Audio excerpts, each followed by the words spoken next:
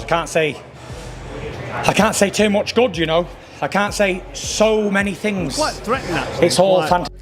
You know, if I was a bit of a snowflake, then I'd have been upset. I'd have been offended by it because it was threatening, he was calling it on, and he was saying basically watch your back and you don't want to go back to prison. So he needs to be careful, doesn't he? I mean, he's talking... Look, that's not what we want. I don't want to see that happen. No one does. But I understand now both sides have made it up. They've apologised, so hopefully it's all in the past. There's a million security men. If you think you can take it, great ball. I'll let you first. What, from pushing against each other? Yeah, I think it's a bit of a headbutt there at the top. Nah, it's not a bit of a headbutt, that's push. Is this Tyson Fury destroys John Fury for confronting Eddie Hall at airport ahead of Tommy Fury fight. Even Tyson Fury looked completely embarrassed by John Fury's latest airport meltdown, furious that his own father once again turned Tommy Fury's big fight build-up into a chaotic circus. John screaming, threatening and acting like a street bully only made the Fury name look ridiculous, while Eddie Hall stood his ground and exposed the entire stunt as desperate attention-seeking nonsense. My dad's an excellent salesman and he's done a fantastic job, so big up John Fury, get up son. Big up John Fury. And in the world of the UK we say chat shit, get banged. And that he did. Half of his age and he's nutted him, get up. Carl Froch called out John Fury's behaviour as unnecessary and over the top, making it clear that the threats and prison remarks crossed a serious line. Instead of building hype for Tommy Fury's fight, John once again created controversy and chaos, with many fans feeling he keeps damaging the family image every time he appears in public like this. Shenanigans, his ridiculous childish behaviour, shouting and screaming, attention seeking like a big pillock at the press conference. He mentioned he'll fight any man born from his mother, he'll take anyone on because he's the ultimate man. The ultimate meatball. Carl Froch didn't hold back, describing John Fury as someone who only creates noise but adds very little real value to the actual fight build-up. He suggested that John's constant outbursts and attention-grabbing behavior force people to react, even when nobody is genuinely interested in the drama he creates, making the whole situation look more like chaos than promotion. It feels like he's the big star and the big draw, like anybody gives a shit at him, you know what I mean? It's just a big fat mess, nobody making noise, nobody's really interested, but we have to respond because the noise he makes... Eddie Hall fires back with serious intensity, calling out the Fury camp and accusing them of doing nothing but talk while avoiding real accountability. He paints them as loud and aggressive outside the ring, yet claims they would not stand up to the same energy when it actually matters, pushing the narrative that the whole family thrives on intimidation rather than proving anything under proper fight conditions. Called his bluff. Just, you're all full of shit. You'll talk the talk, you walk around headbutting people, punching walls, put your money where your mouth is, and then lick. John Fury, on the other hand, doubles down on his confidence after the brawl, insisting Tommy Fury will handle Eddie comfortably. He leans heavily into the size and power difference, suggesting Eddie underestimated what he was getting into and wouldn't be able to cope over longer rounds, further fueling the tension between both sides as the build-up turns increasingly personal and heated. He's got to deal with Tommy. Tommy's going to do the chilling with him, as you've seen today. Eddie Hall, when Tommy's fought, he's not going to want to fight again. You don't know what he's in for. He thinks because Tommy's small, Tommy's like a pocket rocket, isn't he, compared to him? And I got that body belt and I'm feeling the power. He can't take that. That's why he wants to do 2-minute rounds, isn't it? Tommy Fury shows full support for his father's actions, backing John Fury and agreeing that speaking up in that heated moment was justified, especially after what unfolded during the confrontation. It reinforces the idea that the Fury camp stands united behind their reaction, even if it sparks controversy and criticism outside the ring. But no, I thought my dad was 100% right in that. Thanks very much for him speaking up. Spencer Oliver highlights how John Fury thrives in this kind of environment, describing him as pure entertainment who naturally fits into the social media era of boxing drama. Meanwhile, Spencer Brown takes a more calm approach, brushing it off as minor handbags, and suggesting the situation has already cooled down, with both sides having shaken hands and the tension slowly settling after the incident. I did. That's John Fury though, isn't it? He's like sheer entertainment, you know what I mean? He fits into this world, you know, this social media world so well, John Fury, because he is entertainment. Do you know what I mean? He's just one of those... Spencer Brown downplays the incident, calling it nothing more than minor handbags, and suggesting people should move on since the situation has already been settled with a handshake. He tries to cool the narrative, implying that while things got heated, there is no real ongoing beef and it shouldn't be blown out of proportion any further. Look, it was a lot of handbags at dawn. I'm not defending anybody. I've seen the remarks and everything. They shook hands earlier. The guy did say some stuff, and I want to forget it and put it to the back of my mind. Tommy Fury makes it clear that strength and size mean nothing in boxing, stressing that being the strongest man in the world doesn't automatically make you a fighter. He insists the sport is about skill, timing, and experience, and he plans to prove that against Eddie Hall on fight night by exposing the difference between raw power and real boxing ability. If strong men, being the strongest man in the world and picking up half a ton meant you was the best fighter of all, everyone would be a world champion, wouldn't they? If being big and strong meant you could fight, everyone would be a world champion.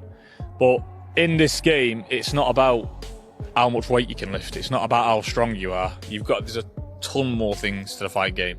And that's what I'm looking to show Eddie on the night of. John Fury stays fully confident in Tommy's chances, insisting Eddie Hall has no idea what he is stepping into. He continues pushing the narrative that Tommy's speed and boxing skill will make it an easy night, while Eddie will struggle to land anything meaningful. His comments lean heavily into confidence, almost dismissing Eddie as someone who will only swing wildly without real danger, keeping the hype and intimidation factor high around the fight. You don't know what he's in for. He thinks because Tommy's small, Tommy's like a pocket rocket, isn't he, compared to him? And I got that body belt on, I'm feeling the power. He can't take that. That's why he wants to do 2-minute rounds, isn't it? He can't do the 3. And I can't blame him. You've got to give Eddie all props because he's not a fighter. He's going to get in with Tommy knowing full well what can happen to him. And the only thing he's going to try and do is swing with you. Eddie Hearn takes a more balanced view, admitting the confrontation was heated and unnecessary, but also pointing out that controversy like this is part of boxing promotion. He suggests moments like these may look bad, but they ultimately boost attention and sell the fight, whether people approve of the behavior or not, reinforcing the idea that boxing thrives on drama as much as competition. Yeah, I mean, listen, it's boxing, it's family. John's John. Both goading each other. Both very personal. Both means a lot to everybody. Shouldn't have done it. Simon Jordan is far more critical, openly describing John Fury's behavior as vulgar, thuggish, and unacceptable in any professional setting. He questions the normalization of such actions in boxing, arguing that people shouldn't excuse this kind of conduct just because of the sport, and highlights John's past and personality as part of why these incidents keep happening, making it clear he sees the behavior as damaging rather than entertaining. No, not really. It's thuggish behaviour. John Fury's, is boorish, thuggish, unedifying, unpalatable, uncouth, vulgar behaviour. Absolutely. But what do you expect from John Fury? Well, John Fury's been in prison for gouging someone's eyes out. What did you expect him to do? Convert into a Samaritan? Is it a nice look? No.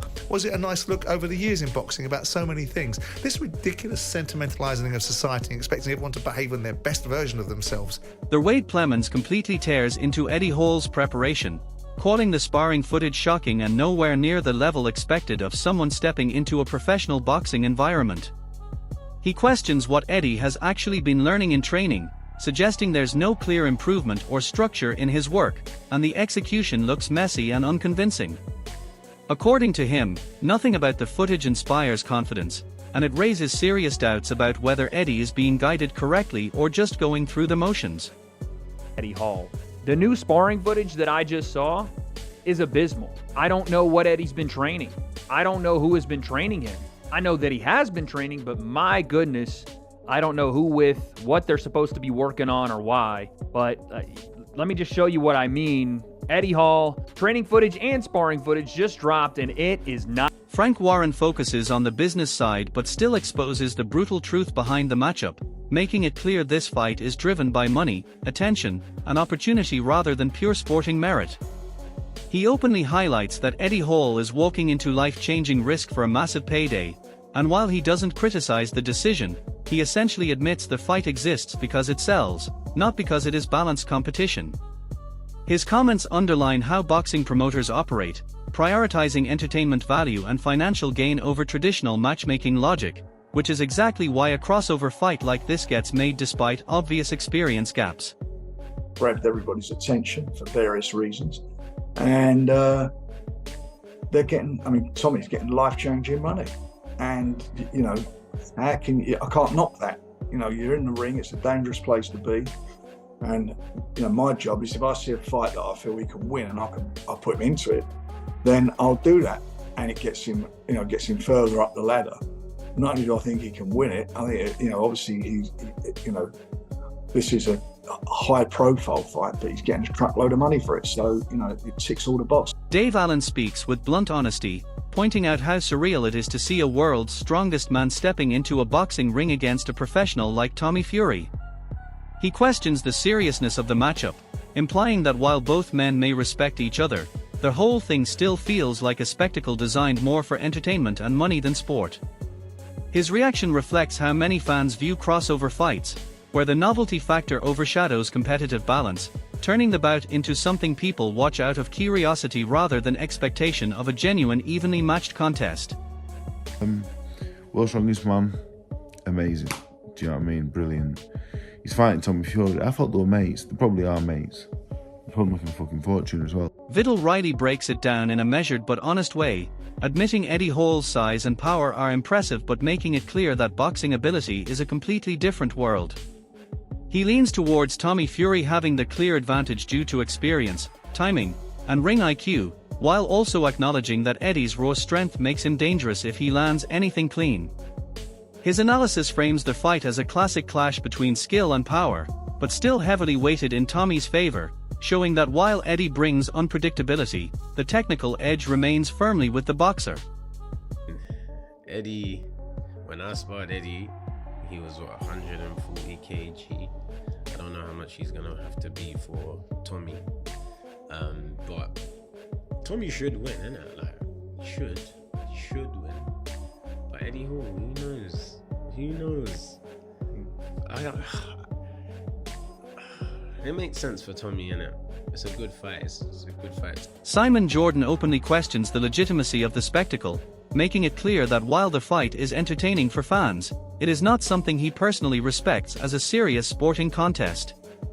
He admits he would never step into a situation like that himself, highlighting how dangerous and unpredictable it is, but at the same time he doesn't shy away from saying he has no issue with Tommy Fury landing punches on Eddie Hall. His comments reflect a blunt, no-nonsense attitude, where he separates entertainment from sporting respect and points out the uncomfortable reality behind events like this. If it's a good fun event and you take it for what it is, I mean, I wouldn't want to be in it. You know, I wouldn't want to be across the ring from this fella, but notwithstanding it, I'm quite happy for Tommy Fury to get a punch. The Wade Plemons delivers a harsh technical breakdown, suggesting Tommy Fury will dominate if he settles early and finds his rhythm in the ring. He criticizes Eddie Hall's boxing ability directly, pointing out that despite his size, strength, and athletic background, he lacks the fundamentals needed to compete at a proper boxing level. He also references past crossover fights to show that even other strongmen have been outboxed with ease, reinforcing the idea that Eddie is stepping into a world where experience and skill matter for more than power alone, making this a very difficult challenge for him. He's going to take it seriously. Now, I expect Tommy to pretty much do what he wants with him if he can get, you know, Eddie to relax a little bit after the first, second, and maybe third round, because as big as Eddie is and as athletic as he is, he can't box very much. He's not a great boxer. He swings for the bleachers. He's got great power, obviously, and he's a good athlete. Like, he's a really good quick-twitch athlete. But even in the Hafthor Bjornsson fight, I can't even believe we're referencing this in terms of a Tommy Fury fight, but even in that fight, I know Eddie had like one arm because he had a shoulder messed up, but Thor outboxed him and stuck a left hand on him. He was a southpaw. It was tricky, but hey, listen, and Tommy is not like a high-level operator, but he better be high-level enough. Tom Aspinall gives a balanced and realistic take, acknowledging that Tommy Fury has the clear boxing advantage due to his lifelong experience in the sport.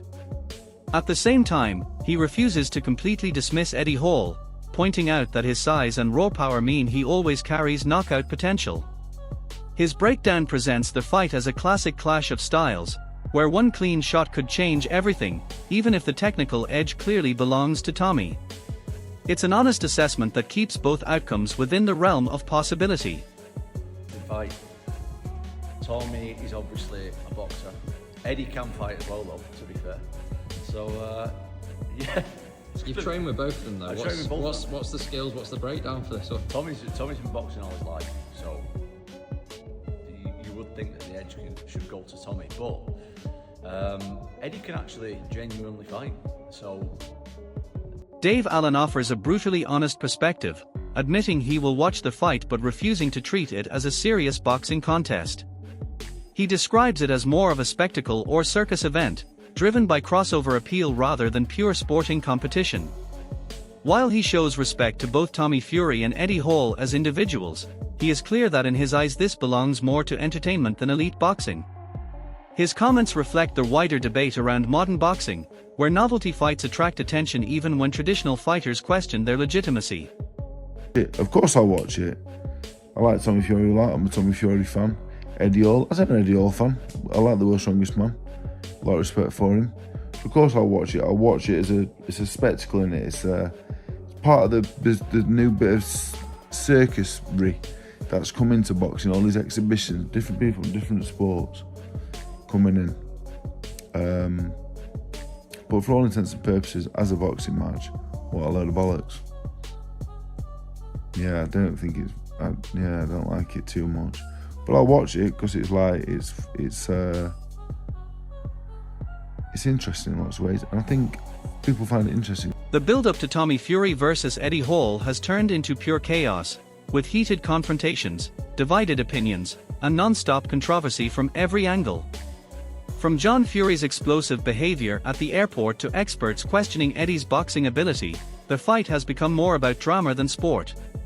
Some believe Tommy's skill will dominate easily, while others see Eddie's power as a real danger if he lands clean. One thing is certain, the tension is sky high and fans are fully locked in. Now the question is simple, who really proves everyone wrong on fight night? Subscribe for more updates.